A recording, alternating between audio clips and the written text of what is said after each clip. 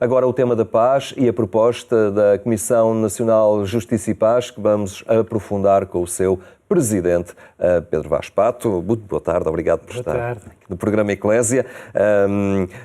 Desta vez, e nesta linha também da sugestão do Papa Francisco, a paz surgiu-nos ligada também à inteligência artificial, a todo o bom, mas também a todo o mal que pode encerrar este passo tecnológico da humanidade.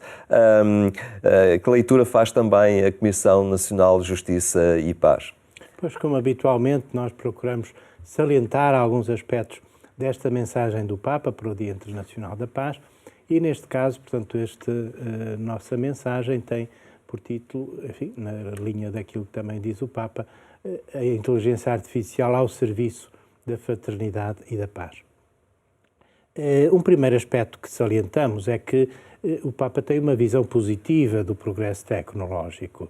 Às vezes poder-se pensar que não é tanto assim, porque ele tem insistido muito na questão dos limites da tecnologia, do crítico ao paradigma tecnocrático, no sentido também de ver que ao longo destes sobretudo nos últimos séculos, a intervenção humana sobre a natureza contribuiu para a sua degradação e para a atual crise climática. Mas isto não significa que devamos voltar ao período anterior a estes 2 séculos. Portanto, a mensagem do Papa começa por salientar o positivo que há no progresso tecnológico, a oportunidade que ele nos deu até agora de vencer muitos males, muitos sofrimentos que afligiam a humanidade.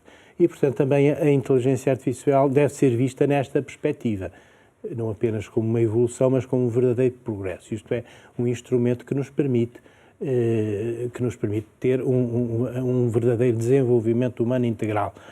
Todas as dimensões da pessoa podem ganhar com este instrumento. Nós vimos que ao longo da história isso aconteceu com outros instrumentos tecnológicos que nos libertaram de muitos, que o trabalho humano ficou libertado em relação a muitos esforços físicos que deixaram de ser necessários porque as máquinas podem substituí-los. O desafio que agora se apresenta é que não são esforços físicos, são também tarefas intelectuais importantes que podem ser substituídas. Até que ponto? Temos também de ver, não é? Pelos sistemas de inteligência artificial. Mas há sempre a necessidade de que todo o progresso da humanidade se faça, digamos, paralelo a uma linha ética e de cuidado pelo próprio homem, não é? Que haja esta sensibilidade em que o avanço da tecnologia respeite o homem e não fique instrumentalizado por um utilitarismo único, não é? Pois é, precisamente isso que salienta o Papa nesta mensagem. A inteligência artificial, ou mais corretamente fala-se em sistemas de inteligência artificial, no sentido de que a cada um destes, portanto, aquilo que substitui a inteligência artificial não é a inteligência humana no seu todo, não é a pessoa humana no seu todo, são fragmentos, são certas capacidades que podem ser substituídas, mas resta sempre aquela especificidade humana que nenhuma máquina pode substituir. Isso tem a ver precisamente com aquilo que salientava, não é? Que estamos perante um instrumento que pode ser usado para o bem ou para o mal. Portanto, a especificidade humana aqui é definir a finalidade com que é usado este instrumento. E não só a finalidade, porque como os fins não justificam os meios, portanto é necessário que haja um controle humano sobre os meios que, através da inteligência artificial, são usados para atingir determinado fim. Portanto, não é o fim em si mesmo que justifica a utilização de quaisquer meios. E a mensagem salienta alguns aspectos, alguns perigos que podem decorrer do uso da inteligência artificial, a necessidade de controlar esses perigos. Não é apenas a mensagem que o diz, portanto, isso já tem sido analisado também em várias instâncias de discussão e também no sentido de encontrar uma regulamentação jurídica para evitar esses perigos, que podem ser o controlo absoluto sobre a vida das pessoas, quer dizer, a pessoa que, ao utilizar os meios digitais, deixa marcas que podem permitir o controle absoluto da sua vida, em termos que não são conformes à dignidade humana. E também este controlo, esta utilização destes dados pode levar a manipulações, que já temos visto isso, e isso tem sido posto em evidência, manipulações destes dados que permitem influenciar, sem a pessoa disso se aperceber, as suas escolhas no plano comercial, da compra de produtos, e até as suas escolhas no plano político. Já isso tem sido acentuado.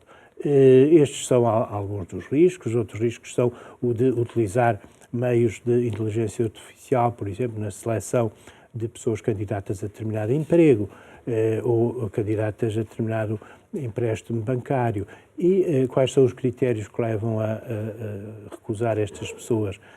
São critérios discriminatórios.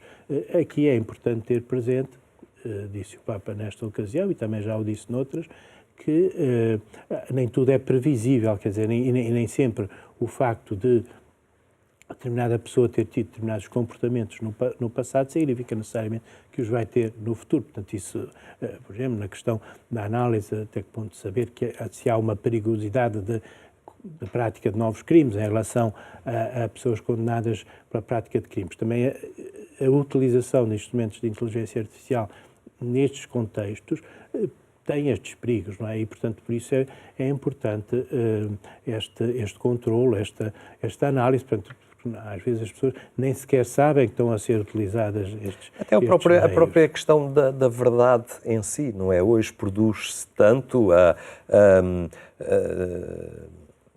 textos fabricados, não é? Em que depois as pessoas são confrontadas com determinadas doutrinas que já não se percebe se são originárias de alguém ou de um sistema de pensamento gerido por uma inteligência artificial, e o próprio homem vai ficando um tanto ou quanto numa situação estranha, não é? No fundo, o que é importante é dominar a inteligência artificial e não a inteligência artificial, como outros meios tecnológicos, que sejam dominados, controlados pela pessoa, pelas comunidades humanas, e não o contrário, não deixar-se influenciar por eles. Quer dizer, no fundo, acabam por não ser os instrumentos de inteligência artificial a dominar, mas alguém que por trás dele os pode manipular. Esse é também um perigo, quer dizer, que são instrumentos que podem ser mal utilizados ou podem ser utilizados apenas por uma elite, por um grupo restrito de pessoas, e assim se acentua a desigualdade. Esse é outro aspecto que tem sido posto em relevo e que esta mensagem do Papa põe em relevo o perigo com a diferença abismal de acesso a este tipo de instrumentos se puderem agravar as desigualdades. Até o próprio desenho do trabalho, da relação laboral, não é? Hoje, com a ameaça de exclusão de tanta gente, digamos, menos qualificada, ou até qualificada, mas não propriamente de áreas específicas da tecnologia. Essa é também, digamos, a diferença em relação a outras transições tecnológicas, podemos chamar-lhe assim. Agora, a ameaça não é apenas desemprego de profissões menos qualificadas, é até de profissões que nós consideramos qualificadas. E, portanto, também isso deve ser posto em prática, que deve ser tido em consideração. Mas mais uma vez, quer dizer, isto não significa recusar também as oportunidades que podem vir deste instrumento. É preciso saber compensar e preparar as pessoas para isso, não é? Outro aspecto que salienta a mensagem é, no campo da educação, saber usar estes instrumentos e usá-los com espírito crítico. Portanto, é neste campo que, se calhar, também se devem qualificar as pessoas. É também este um desafio, não é? Quer dizer, que haja outras qualificações que não são apenas de um grupo restrito, mas de todas as pessoas que possam utilizar estes instrumentos. Muito bem, Pedro Jorge Pato, muito obrigado por esta partilha e estamos também atentos à Comissão Nacional de Justiça e Paz, porque através dela faremos também a leitura do itinerário que deve ser trilhado e do cuidado que devemos ter também perante estas inovações que, sendo boas, encerram sempre situações mais eventualmente perigosas para a própria humanidade. Muito obrigado pela sua presença.